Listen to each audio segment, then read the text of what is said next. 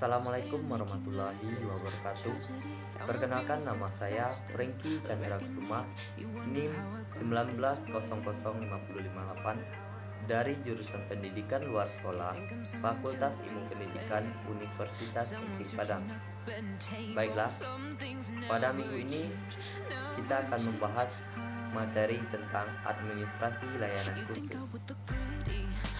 Layanan adalah satu bentuk kegiatan yang memberikan satu kondisi kenyamanan buat orang yang kita layani.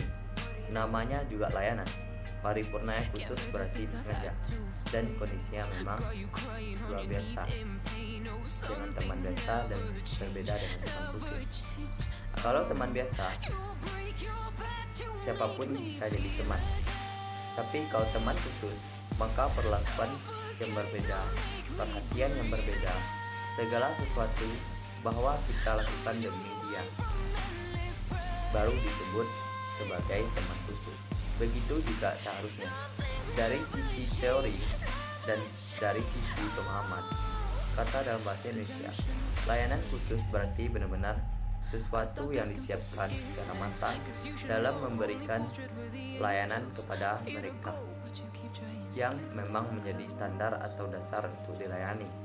Kalau untuk sekolah, untuk siswa, untuk perguruan tinggi seperti pada mahasiswa, sekarang kita lihat dari sisi pengertian arti layanan khusus adalah memberikan secara khusus atau suatu usaha yang terprogram dan terencana dan tidak secara langsung memang berkenaan dengan proses pendidikan atau proses belajar mengajar di kelas ataupun di sekolah, tetapi secara khusus diberikan oleh sekolah atau perguruan tinggi kepada para peserta didik agar mereka lebih nyaman, lebih merasa puas, dan lebih optimal dalam pelaksanaan belajar mengajar. Jadi meskipun tidak secara langsung, tapi ini layanan khusus yang memberikan dampak positif, berarti ada dampak negatifnya. Kita lihat apa saja sebenarnya jenis-jenis dari layanan khusus tadi yang semestinya disediakan secara khusus oleh sekolah ataupun perguruan tinggi kepada peserta didiknya, kepada mahasiswa ataupun kepada siswanya. Apa benar-benar disediakan secara khusus dalam pengertian khusus yang sebenarnya, seperti analogikan dengan tempat khusus tadi. Bisa menilai karena Anda atau karena saudara lah yang merasakan setiap layanan diberikan oleh sekolah atau perguruan tinggi. Saat Anda menjadi mahasiswa atau kelas 12 pelajari tingkat SLTA, diantaranya adalah pelayanan perpustakaan, pelayanan laboratorium, pelayanan UKS, dan kafe-kafe juga termasuk layanan khusus yang disediakan oleh sekolah dan perguruan tinggi, karena memberikan dampak secara tidak langsung bagi proses kegiatan belajar mengajar di sekolah ataupun di kelas. Yang keempat, sarana ibadah. Apakah memang setiap perguruan tinggi dan fakultas kurang-kurangnya harus memiliki tempat ibadah? Tempat ibadah khusus disediakan dengan tingkat kebersihan, dengan tingkat kenyamanan, namanya juga menghadap Tuhan. Asrama, layanan koperasi, layanan transportasi, dan toilet ternyata juga termasuk dalam kategori. Apakah layak? Apakah nyaman? Bahkan setiap manusia adalah orang-orang seni. Selalu bilang para pemasih musik bilang yang butuh ide kreatif para penulis selalu dengan toilet menjadi salah satu tempat yang bisa mengundang atau mengeluarkan ide-ide cemerlang. Tapi mungkin itu muncul ketika bau yang kecil, yang kotor, yang jorok bisa menjelaskan itu. Anda bisa menceritakan itu dari siapa yang disalahkan dalam, tapi nanti kita lihat tidak semua sekolah dan tidak semua perguruan tinggi yang tidak memberikan layanan itu. Layanan khusus, pelayanan yang diberikan secara khusus dalam rangka menopang proses pendidikan, proses pembelajaran, di mana di kelas atau di sekolah, kalau toilet tadi misalnya, Anda mendesak pada saat belajar ingin buang air kecil, buang air besar. Ketika pergi ke toilet baunya minta ampun, joroknya minta ampun. Kira-kira Anda mau masuk ke toilet tersebut? Tentunya tidak. Jadi Anda akan menahan. Jadi Anda akan sakit perut. Untuk diri sendiri itu jadi petaka. Buat orang lain, kalau ternyata terlepas di kelas, otomatis pada saat Anda menahan sakit perut, kira-kira fokus untuk belajar? Tentunya tidak. Maka walaupun secara tidak langsung disediakan, tetapi memberikan dampak dan efek luar biasa bagi proses pembelajaran. Kita coba lihat satu persatu. Mungkin kita tidak akan membahas semuanya, tapi paling tidak ini seharusnya perpustakaan. Perpustakaan dalam pikiran kita adalah tempat yang menyediakan atau satu ruangan yang sejuk, yang enak, yang bersih, yang nyaman, yang menyediakan sumber-sumber belajar, yang isinya buku. Apalagi menurut perkembangan zaman, sekarang tidak hanya buku, tapi elektronik buku, elektronik learning, atau e-book, jurnal, artikel. Kita bisa hunting dunia hanya lewat. Terus dicari yang bermain. Apa itu ada di sekolah? Pertanyaannya mendasar adalah di sekolah ada perpustakaan, tapi tidak ada ruangannya. Berapa luas satu kelas kecil? Mungkin setengah kelas cukup untuk semua siswa? Pastinya tidak. Apakah nyaman? Apakah sejuk? Kalau panas, gimana bertahan untuk mencari itu? Tentunya tidak. Tidak pernah bisa menyalahkan kenapa siswa tingkat atau kemauan dia membaca sangat rendah, karena tempat sumber belajar kita tidak memungkinkan. Jadi jangan kita bandingkan dengan bule-bule di luar sana. Kenapa mereka bisa bertahan membaca begitu nyaman, begitu enak di perpustakaan? Kenapa penuh? Keadaannya seperti ini, tapi orangnya ramai, tidak bersuara. Setiap orang sebegitu nyamannya, sehingga mereka ada di dunia masing-masing. Itu yang kedua. Udara panas, bukunya tersedia enggak? Ada buku-buku yang lama, diperbaharui enggak? Sebagai sekolah, coba semakin ke daerah. Jangankan ke daerah, masih di kota-kota saja. Di daerah perkotaan belum semuanya yang mempunyai buku. Itu terus berkembang. Yang untuk terus berkembang, buku baru akan bermunculan terus. Dan untuk hari ini, perpustakaan tidak hanya buku. Sesuai dengan perkembangan zaman, sudah saatnya ada e-book, jurnal, artikel, dan lain tip laptop di mana-mana, toko komputer atau layar, sehingga mereka bisa hunting pembelajaran virtual, sehingga sebelum masuk kelas berikutnya mereka bisa mencari tugas dulu, memahami, membaca dulu. Yang ingin mengerjakan PR, buat PR dulu. Yang bisa tahunnya, kalau buku yang ada di sana adalah tahun-tahun lama, kadang berdebu. Kenapa? Karena tidak dilayani oleh seorang yang khusus di bidangnya. Kadang-kadang antara ada dan tiada. Petugas yang diambil dari mana sekolah tidak punya anggaran, sehingga pada akhirnya guru yang dilibatkan, guru yang sampai bisa diamati. Jadi dia pasti mengajak, dia masih memperhatikan hal lain, atau siswa-siswa mana mungkin mereka akan belajar dilematis. Sehingga persoalan yang saya bilang tadi, barangnya ada, tapi khususnya menjadi hilang. Layanan yang diberikan tapi hanya bentuk fisik. Fisik saja belum terpenuhi, apalagi batinnya, sehingga kebutuhan mereka, keinginan mereka untuk datang ke perpustakaan menjadi nomor sekian-sekian. Tidak bisa di sekarang daya bacanya sangat rendah, apalagi anak-anak milenial, anak-anak yang masuk dalam kategori generation. Mereka tidak membaca buku, mereka bermain di laptop, di handphone disediakan oleh sekolah. Kita lihat fungsi perpustakaan, apakah ini ada di sekolah? Jangankan sekolah, perguruan tinggi kadang-kadang belum mampu menyediakan itu.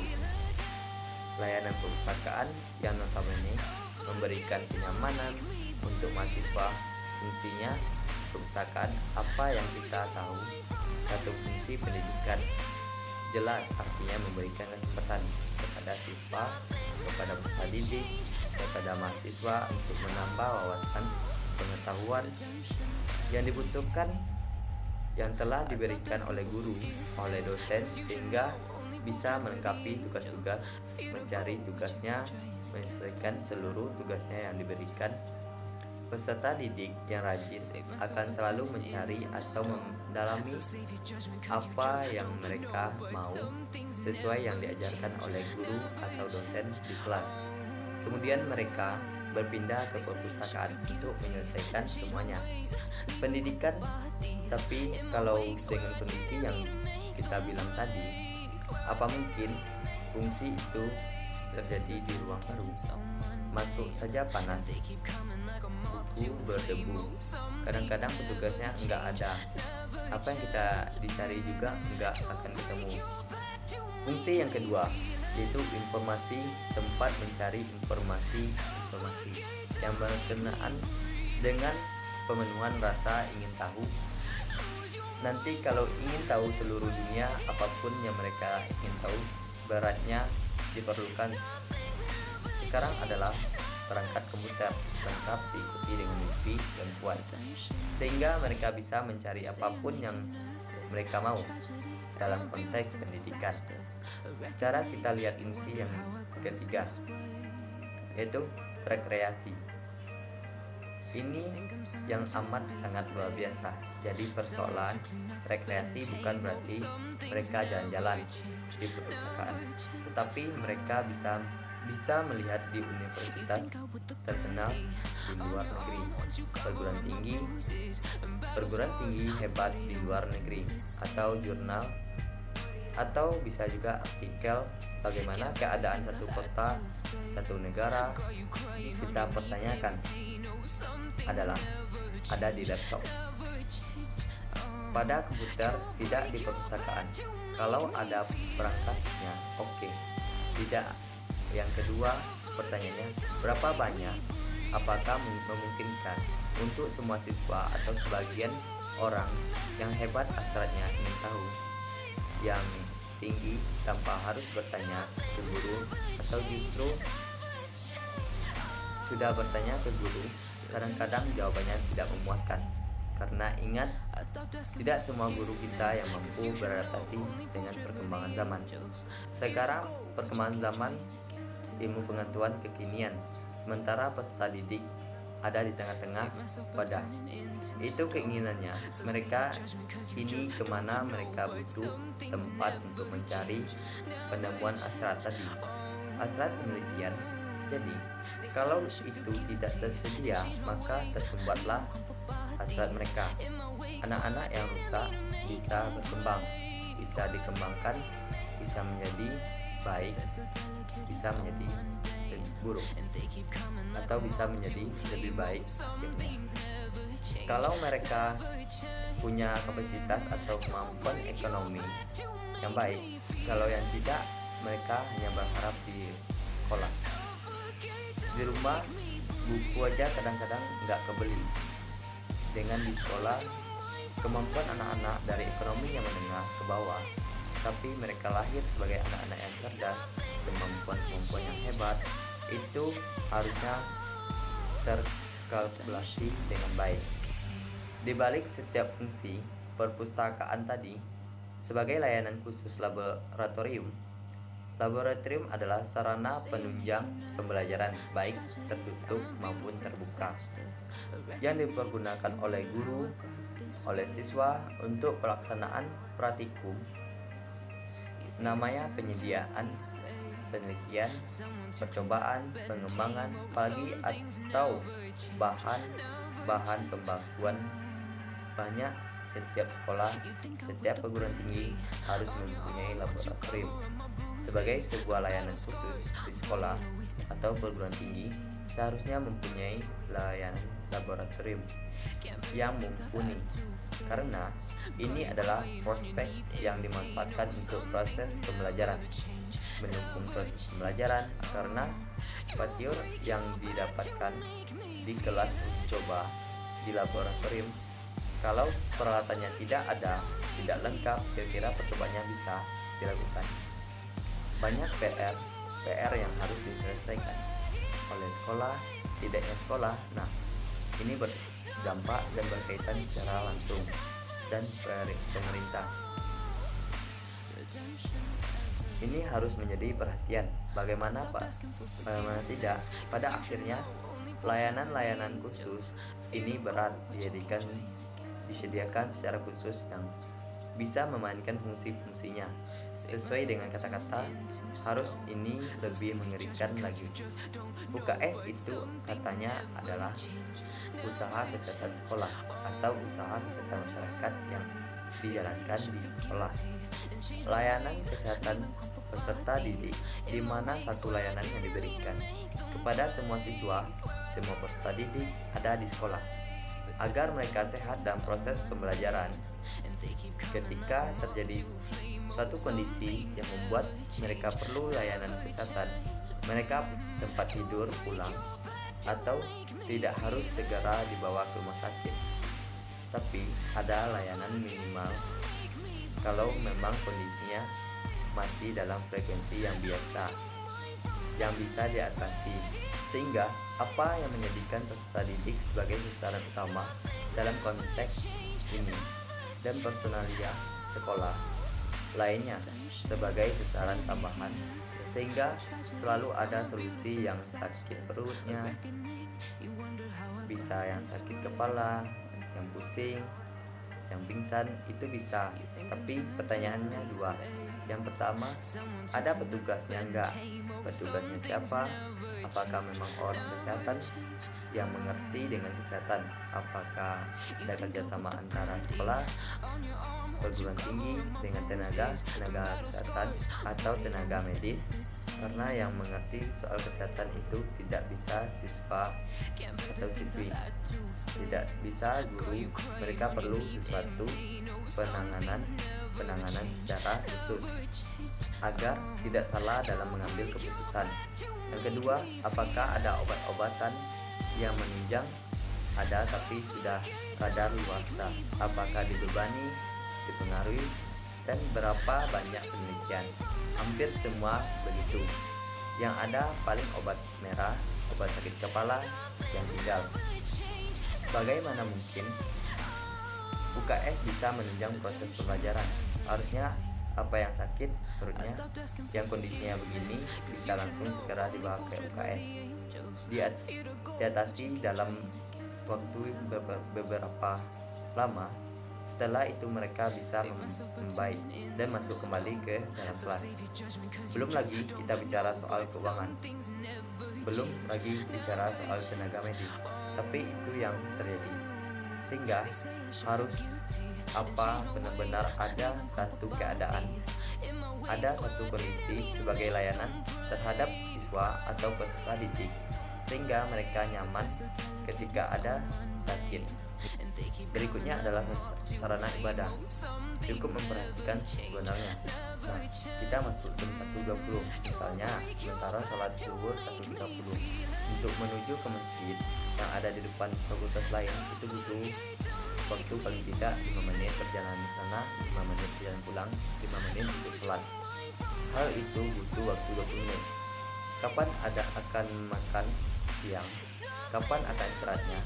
Sehingga siap untuk mengikuti proses pembelajaran. Berikutnya, makan yang setiap fakultas kurang-kurangnya, bukan jurusan atau prodi, sekurang-kurangnya fakultas, sehingga di area itu efektif dan efisien. Besar kemungkinan bisa didapatkan sehingga apa yang benar-benar bisa membantu, apalagi termasuk mereka yang lagi belajar lupa ibadahnya, sekurang-kurangnya fakultas, sehingga di area yang itu efektif dan efisien. Besar kemungkinan bisa didapatkan sehingga apa benar-benar bisa membantu, apa termasuk mereka yang lagi belajar tapi lupa ibadah. Tadi yang terlupakan atau yang terlewatkan memang terlambat, sehingga dalam proses belajar pun mereka bisa minta izin dengan pengelolaan waktu yang lebih pendek. Bayangkan kalau berangkat ke depan butuh waktu 30 menit mereka akan tertinggal pembelajaran. Tapi kalau di fakultas, kalau di sekolah, di dekat kelas, paling 10 menit, tidak akan lebih dari 10 menit. Maka bisa kembali sehingga tidak terlalu mengalami gangguan ketika proses pembelajaran terjadi. Tetapi mereka ingin ibadah. Begitu juga dengan asrama, koperasi, transportasi, banyak lain. Begitu juga dengan toilet yang tadinya semua ada layanan servis yang sengaja diberikan kepada peserta didik agar menunjang proses pembelajaran. Gangguan tetapi motivasi mereka untuk belajar lebih nyaman, lebih giat, dan peran guru, ya disitulah peran guru di lingkungan internal sekolah terlibat dengan pengelolaan dan pemanfaatan sarana penunjang, karena mereka yang paling tahu dan mereka juga yang nantinya akan memberikan masukan. Mereka juga yang terlibat dalam kondisi mengambil keputusan. Untuk memberi masukan, semua keputusan diambil di bagian terakhir. Sekian yang dapat saya sampaikan pada materi minggu ini tentang administrasi layanan khusus. Kalau ada salah, ada kurangnya, saya mohon maaf. Assalamualaikum warahmatullahi wabarakatuh.